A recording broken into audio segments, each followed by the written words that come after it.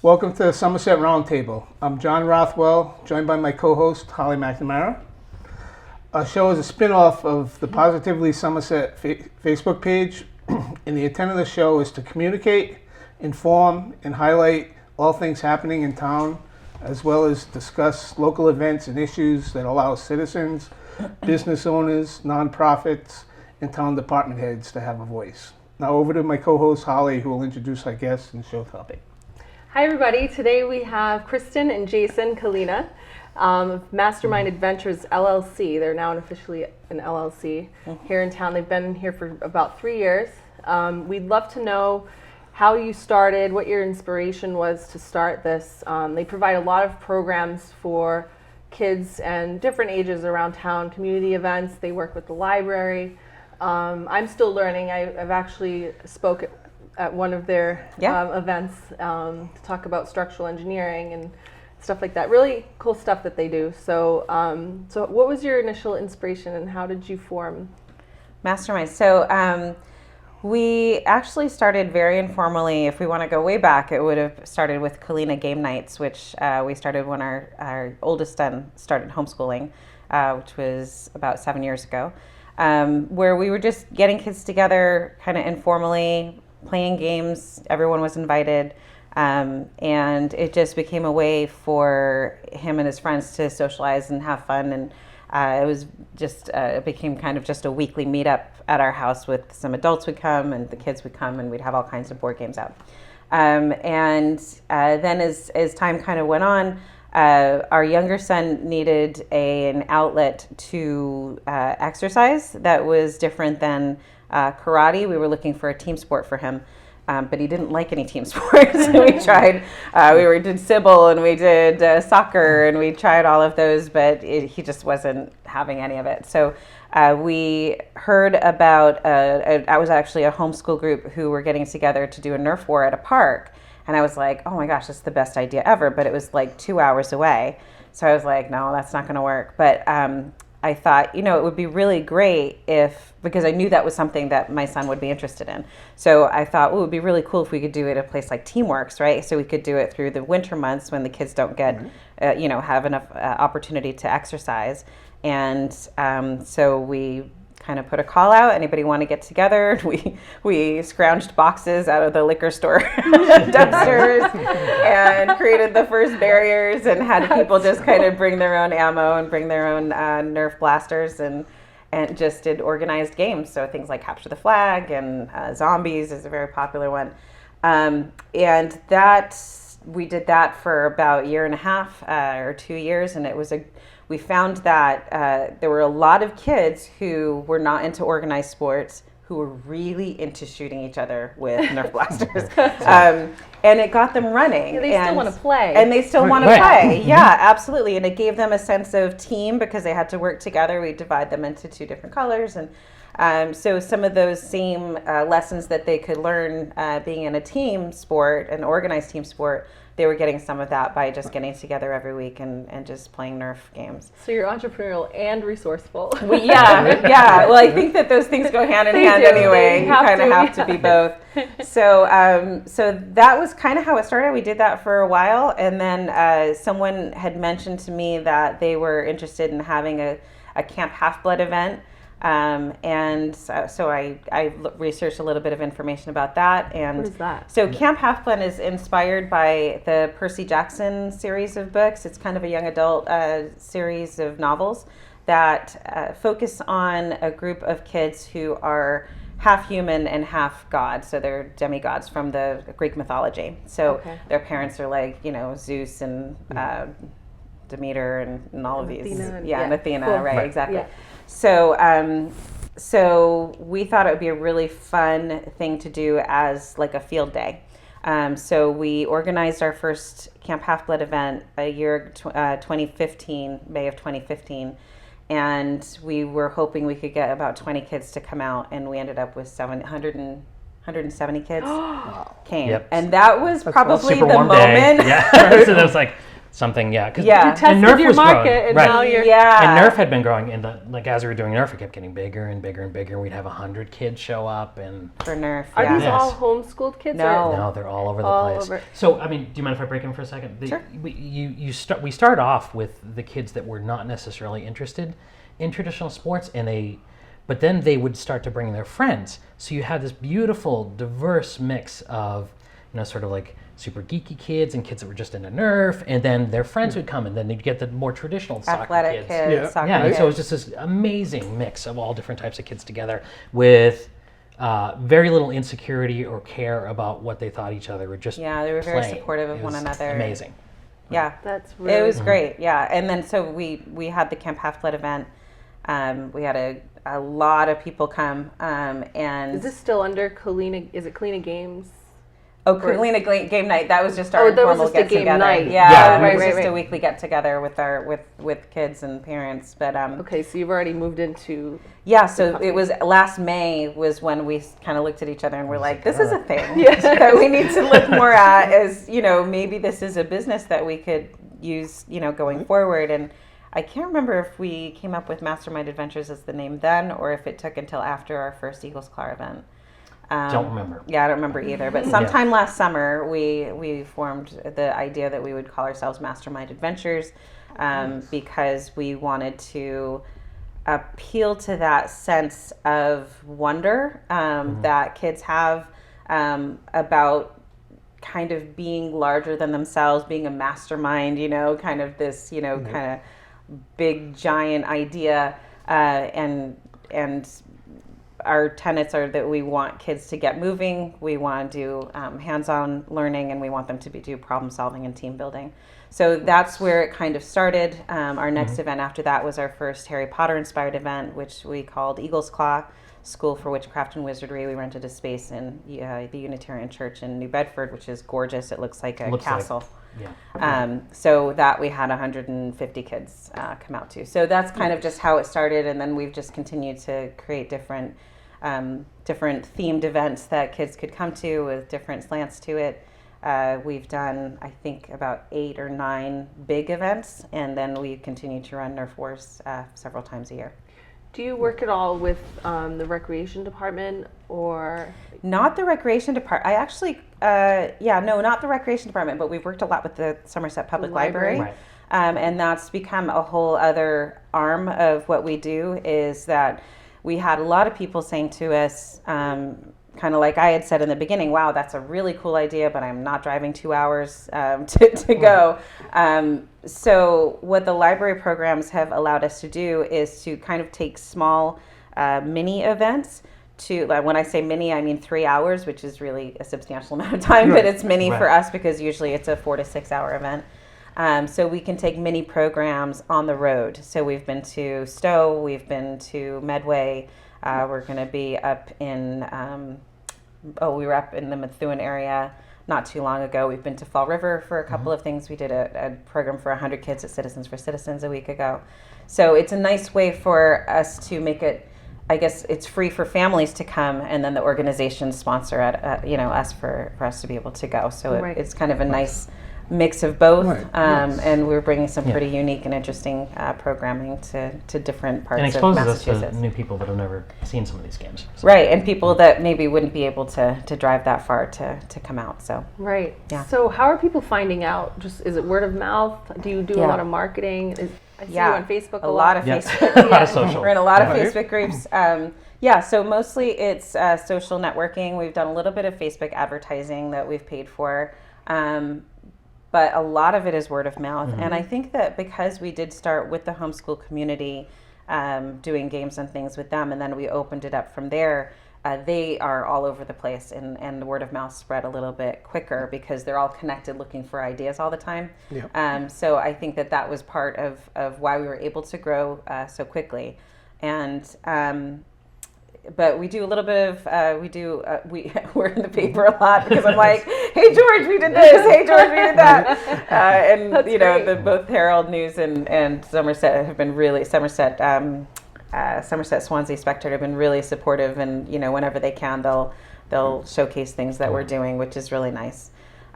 So yeah, it's mostly word of mouth and Facebook. A lot of Facebook. We're on Instagram.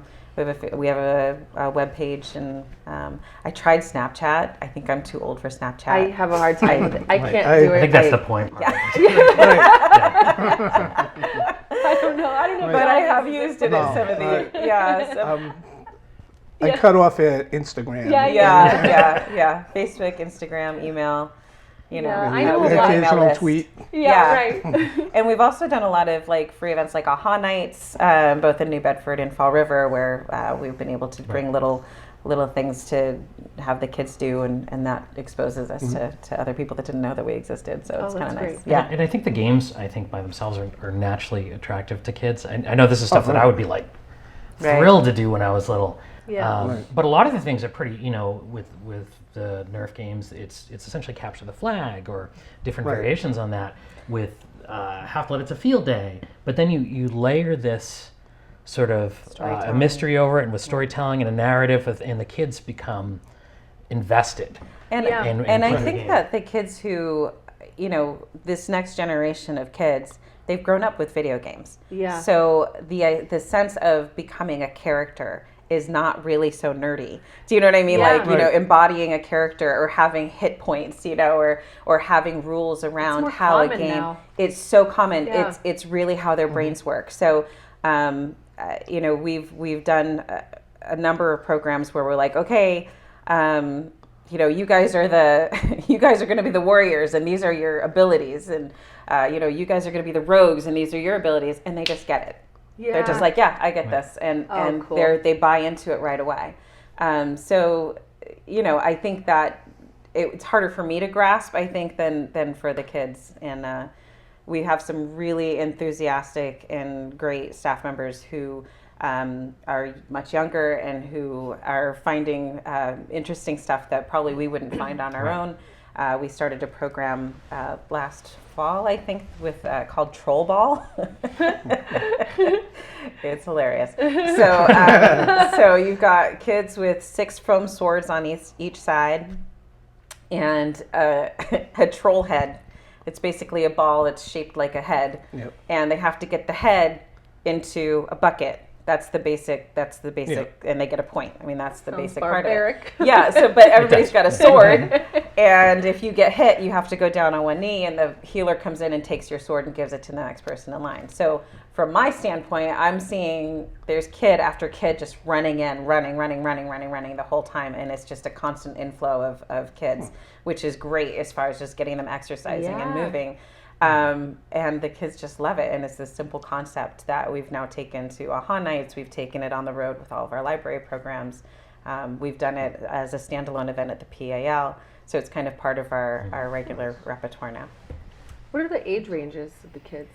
So we get a lot of requests to do stuff for little ones. Mostly we focus on kids between the ages of 10 and 16. Okay. But we're starting to build kind of a leadership program for older kids who want to stay involved. Right. And then once I think we're established in a single location, we'll be able to develop programs for kids who are younger. The program that we did at Citizens for Citizens was all the way from kindergarten all the way up. So we had one little program for the kindergartners, then we had another one for the kids that were up to 5th grade, and then one for the middle school kids. And you might have said this too. Where are the locations of these events? Like, do you have them all over? All over depending on- right now, yeah, because Yeah. we haven't established a single storefront. storefront. But as I was telling you earlier, it looks like we're going to be able to rent a space at the Swansea Mall. So this next round of Nerf Wars is going to be there at the Swansea Mall in great. the former Deb building. The space. Yeah. I know where that is. It's only a it's only a couple doors down from Old Navy, and so that's where we'll be running things. We'll definitely have Nerf Wars and Troll Ball there, and then we'll probably have some other stuff. We just found out today, so we're going to still be doing some planning. We've also, in other places, we've done like prop building classes where they can do like foam armor and stuff like that, and costumes. Cool. And so hope to do that there We've as even well. done creative writing and storytelling programs. Oh, wow. So I think because we've got that homeschool base, that we've been able to offer some interesting different kinds of programming and classes. Even tabletop role playing is something that kids can use to learn. So you'll be near, have you heard of Wiggle Kids? Oh yeah. So you friends work with them? Kim. Yeah. She's so great. We had her on the show as well. And I'm finding these like collaborative, thoughts on, but she's been a big help, and we've actually talked because she knew I let her know we were going to be moving in there, and she's Swansea, been, right. So she's been giving me some advice on things to ask and things to look for, and we may end up doing some collaborative programs together, which would be really fun. Yeah, that would be awesome. It wouldn't it? Yeah. And then what I thought of too is Billy Agar's summer program at the school. I mean, it's slightly different, and I don't know if it would be a competition or another collaborative idea, but his summer, they have their week-long programs throughout the summer for the kids, K through 8 mostly. It is, I believe most of them are K through 8. Yeah, that was they just started that this year, right? I saw like a Minecraft program and things like that coming through. Yeah, but in other educational groups. And, absolutely. Yeah. So just a thought. Yeah, they have a lot of like engineering type things, right? Like STEM related. Right. Yeah. Right. Awesome. STEM and STEAM. Which would be right up your alley. Yep. For sure. Absolutely. Yeah.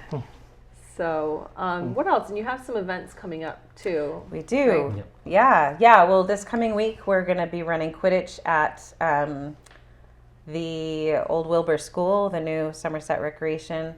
We'll be doing that at 1:00, and then Pierce Beach will be at 6:00. So we'll be teaching kids to play Quidditch. Outside. Can you explain what Quidditch? Yeah. You don't know this term? No. Oh wow! So great. Good. I know the term. I know a little bit about it. Right. A little, but and a lot of people don't know that it's a real world thing because they only know it in the Harry Potter universe. Right. Yeah. The next question is how do they do that? Yeah. A lot of the it takes a lot of imagination, but it's actually a great game to get kids moving, and they really, really get into it. It's so much fun. So you've got 3 hoops on each side. It originated in the Harry Potter universe. The kids have to stay on brooms, and it's basically a scoring game where they're just getting the ball through hoops. But at the same time, they're watching out for balls coming at them that could knock them off their brooms. And then there's another group of kids. So they literally sit on a broom? Yeah. Okay. Or pool noodles.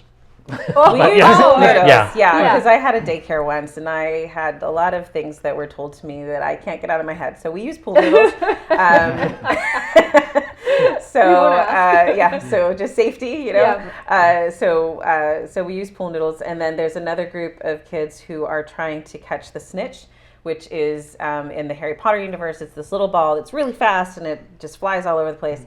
But of course, we don't have a self-propelling ball, so we use a human. With the most, we pick who has the most energy out of the group. And they get to do that role. The person who's the snitch has to wear the ball off the back of their pants, and the seekers have to try to grab the ball off of their pants, but they can do anything they want. They can go, within reason. They can fall down so that you can't get the ball. I mean, they can do just about anything while they're sitting on the pool noodle. They Not don't have them. to They're use, the only ones that don't have to be on the pool But the noodle. seekers that are chasing them are on a pool noodle. Right. And that's part of the strategy because I didn't really get it at first. I'm like, why even bother? Why not just let them run? But the strategy is that they have to have one hand on it at all times. So it makes it a lot harder to throw and catch the balls. So there becomes a little bit more of a challenge for them. So there's I think 5 different roles. You can be the goalkeeper, called the keeper. You can be the seekers, and those are the ones who chase the snitch. You could be they have the bludgers, they're the beaters. So the beaters have the little soft dodge balls, and they're the ones that throw the balls at the kids to knock them off their brooms. Or you can be a chaser, and the chaser is just the one who's trying to make a goal. And you would think with all these different roles that it would get really confusing. But we've had kids that even have like attention issues and other things come and play, and they get it because they just have one job. Even though there's all these balls and there's all these different things going on, they're a chaser. They just have to worry about this ball. One focus, yeah. So, you know, I'm a beater, so I'm just worried about this ball. I'm a seeker, so I'm worried about this other ball. So it's crazy fun to watch. It's very complicated, but it's really fun to play. Other referees. Yes, yeah, and you really need a few people that are watching because it's a lot to see. If that ball touches them, they're off the broom. Yes, exactly. Right. If the ball touches them, they have to go touch their goal post, or you know, the seekers are looking for the snitch, and so they have their own mission. So we'll be teaching how to play that. It's going to be great fun. It's actually an international sport. It is. So Colleges every major all over. college in the area has a Quidditch team. Yeah. We actually they use real brooms, which is wild. Yeah. I had no idea. I know, and we actually had a Quidditch team from Rhode Island come up we had an opportunity to do the Harry Potter train ride in Fall River a few weeks back. So we invited a Quidditch team to come and play Quidditch and teach people how to play. And then at our Eagles Claw events, we try to have a Quidditch team, one of the local Quidditch teams come to teach the kids. Nice. The kids are really into it. Yeah. And so your main event is when again? The Harry Potter event? Oh, so our next big event is Saturday, October 1st. Registration is open. People can find it on our Facebook page. There's under the events tab, there's a link there to get tickets. And I think by the time this airs, I think it'll just be full price tickets available. So that is going to, so our Eagles Class School is based on the Harry Potter books as well.